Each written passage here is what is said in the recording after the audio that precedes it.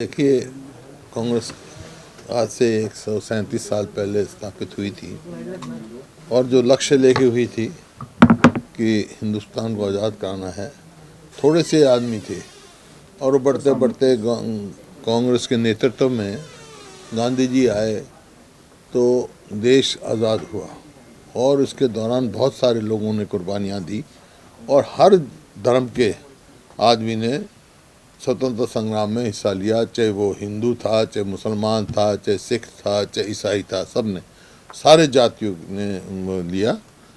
बहुत सारे जैसे दलित भाई वो भी जेल में गए और बहुत सारों को पता है, बहुत कुर्बानियाँ दी कांग्रेस के लोगों ने, बहुत का पता है बड़े बड़े नेताओं का।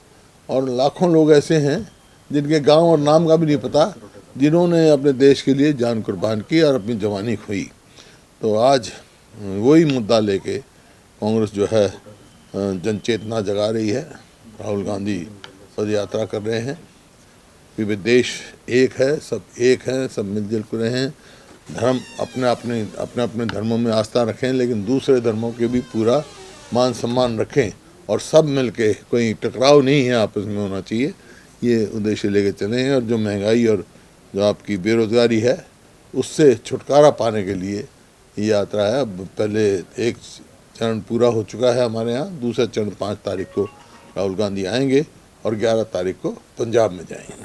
तो जो 2 दिन का सत्र अभी हुआ है, आज आखिरी दिन है सत्र का, जितने मुद्दे आए, चाहे बेरोजगारी का था, शिक्षा का था, खराब सड़कों का था, तो क्या लगता है कितना स्वस्थ सेशन हो पाया है? और जो मांगे उठाई गई हैं, क्या लगता है कितना नहीं, कहाँ नहीं, हमारे कॉलिंग अटेंशन थे, हम चाहते थे और टाइम लगे।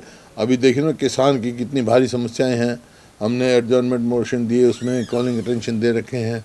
गन्ने का 1 रुपया भी नहीं बढ़ाया इन्होंने, जबकि हमारे समय में 8 साल के हमारे समय में, समझो 9 साल के समय में गन्ने की कीमत में 165% वृद्धि हुई थी। हर साल 18% वृद्धि हुई साल की, 165 टोटल मिला के 165। इनकी सरकार में कुल जो है समझो वृद्धि 2.1% प्रति वर्ष है और कुल वृद्धि जो है 18%। तो ये जो है ना, आज भी जो अभी हम सोच रहे थे भाई गन्ने का भाव बढ़ेगा, लेकिन कल सरकार ने नोटिफिकेशन जारी कर दिया कि भाव वही रहेगा। लागत बहुत बढ़ गई, आमदनी घट गई, गन्ने का भाव नहीं बढ़ा, गन्ने की पूरी पेमेंट नहीं मिली और कोऑपरेटिव मिल्स का बुरा हाल है। आप जितनी शुगर मिल हैं वहाँ के किसान बड़े परेशान हैं। दूसरा, वहाँ पर जो ये अपना क्रशर चला रखे हैं लोगों ने गन्ने के, वो बंद ही कर रहे हैं, वो भी बंद कर रहे हैं। शुगर मिल को गन्ने को पूरा पैसा नहीं दे रहे, तो ये तो किसान विरोधी मामला है। फिर खाद की कमी क्या हमने दिया था, DAP और ये सरकार कह रही खाद की कोई कमी नहीं, जबकि लाइनों में खाद बिक रहा है, थानों में खाद इनको बांटना पड़ता है। इसी प्रकार से किसान की कोई समस्या की सुनवाई नहीं हुई और बहुत सारे मुद्दे हैं। बेरोजगारी का मुद्दा है, कौशल रोजगार का मुद्दा है, उसमें क्या है, उसके लिए हमने कहा ये एक, जब इन्होंने कौशल रोजगार निगम बनाया उस समय मुख्यमंत्री जी ने कहा था कि ये ठेका प्रथा ख़त्म करने के लिए, और खुद ठेकेदारी देने लगे था। ठेका प्रथा क्यों हमने ख़त्म करने की बात कही थी अपने, जब हमारी सरकार थी, क्योंकि ठेका जो है वो कम तनख्वाह में और अस्थाई नौकरी होती है, तो स्थाई से इनको देना चाहिए रोज़गार, अस्थाई नहीं। तो ये बिल्कुल विफल। प्रॉपर्टी का मुद्दा भी काफ़ी गरमाया रहा सदन में। हाँ, प्रॉपर्टी ID है वो केवल जो है मतलब लोगों को परेशान करने की बात है, क्योंकि एक अगर मान लो 100 गज का प्लॉट है, 2 भाई या 3 भाई उसमें हिस्सेदार हैं, प्रॉपर्टी दुकान की मालिक कोई किराएदार के नाम चला दी, कोई 3 मंजिला मकान खड़ा है वो खाली प्लॉट दिखा दिया। मतलब 15 लाख बताते हैं, 70,000 इन्होंने आइडेंटिफाई की प्रॉपर्टी, उनमें से 5 लाख प्रॉपर्टी आइडेंटिफिकेशन गलत में नहीं है।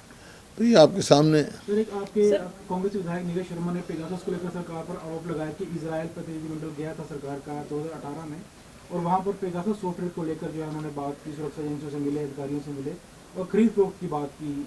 क्या मानते हैं इस आरोप को लेकर आप? वो तो मैं बात करूंगा उनसे, उनके पास कोई तथ्य हो तो कहा ही होगा उन्होंने जो विधानसभा में, मैंने उस टाइम ध्यान नहीं दिया। एक हुड्डा साहब कल वॉकआउट भी किया था आपने एक ध्यान आकर्षण प्रस्ताव पर चर्चा के दौरान, मुख्यमंत्री ने जवाब दिया, क्या उस ये जवाब तो कौशल रोजगार उस पर किया था, हमने प्रस्ताव बताया तो है। वो यहाँ के युवकों के साथ बड़ा भारी धोखा है, और जो स्थायी पोस्टें हैं उनको अबॉलिश करने की बात है। जैसे कहेंगे 25,000 हम भर्ती करेंगे, इसका मतलब आज 2 लाख से ज़्यादा पोस्ट खाली है, जब तो बेरोजगारी में नंबर 1 हरियाणा बन गया है।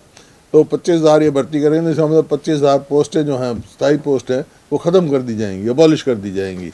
ये बड़ा भारी धोखा है। सर, कल जब पोर्टल की बात की गई, जिस तरह से आपने सवाल उठाया, तो सामने से मुख्यमंत्री ने ये कहा कि आप लोग 2 नंबर का काम नहीं कर पा रहे, भ्रष्टाचार नहीं कर पा रहे, इसलिए आप लोगों को मिर्च लग रही है। वो तो कुछ भी कहें, उनका मुख्यमंत्री जी तक उन्होंने कहा कौशल रोजगार योजना में किसी विधायक का कोई वो नहीं है।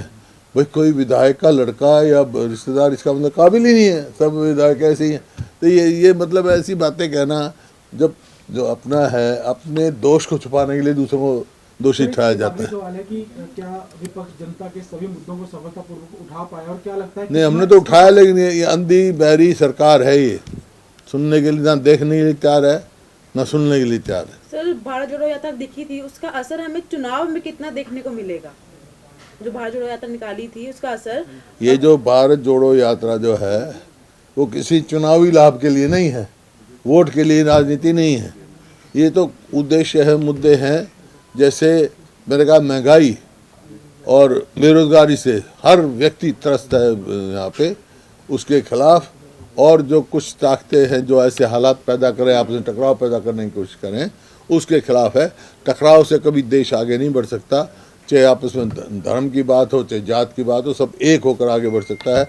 यही कांग्रेस, असली कांग्रेस वही थी जो सारी आज़ादी की लड़ाई जिन्होंने लड़ी।